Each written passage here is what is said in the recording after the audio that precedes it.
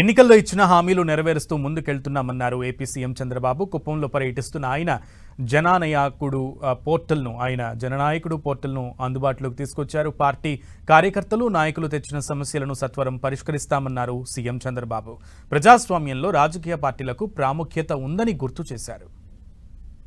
Technology అనేది చాలా ఎఫెక్టివ్గా ఉంటుంది. ఏ సమస్య కూడా కాగితం ఒకసారి రికార్డ్ చేసిన తర్వాత అది అయినాక మళ్ళీ కన్సర్న్ పిటిషన్ ఇచ్చిన వారికి చెప్పి నీది క్లోజ్ చేశాం, నీ సమస్య పరిష్కారం చేశామని కూడా చెప్తాం. అది కూడా మా నాయకుల ద్వారానే మళ్ళీ అది కూడా చెప్తాం. ఎందుకంటే రేపు మళ్ళీ ఆ ఊరికి పోయేది ఈయనే, ఓటు అడిగేది ఈయనే అడుగుతాడు. కాబట్టి మా నాయకుడి దగ్గరే చెప్తాం. అతను వాళ్ళకి చెప్పి ఈ సమస్య ఇచ్చారు మన ఎమ్మెల్యే గారికి, ఆయన ఈ సమస్య పరిష్కారం చేశారు, మళ్ళీ వాళ్ళకి ఇన్ఫర్మేషన్ ఇస్తారు. గవర్నమెంట్లో కూడా ఆర్టీజీఎస్ తరఫున టెక్నాలజీ అంతా కూడా ఇచ్చేసి వేరియస్ సర్వీసే కాకుండా ఫీడ్బ్యాక్ తీసుకుని మెరుగైన సేవలు ఒక సుపరిపాలన ద్వారా ఏ విధంగా అందించాలో అన్ని అందిస్తాం.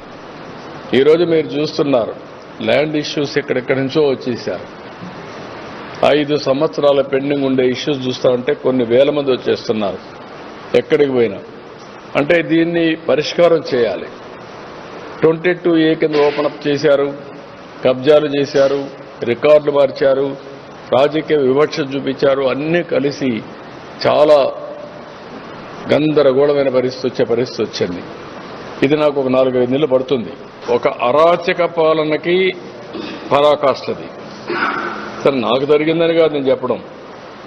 ప్రతి ఒక్కడి పైన 20 కేసులు, 30 కేసులు, 40 కేసులు పెట్టేయడం, చట్టపరంగా ఏమేమి ఉన్నాయో అవన్నీ చేస్తాం. ఇప్పుడు మీ మీద ప్రెస్ వాళ్ళ పైన పెట్టారు, నేను అధ్యయనం చేస్తున్నా.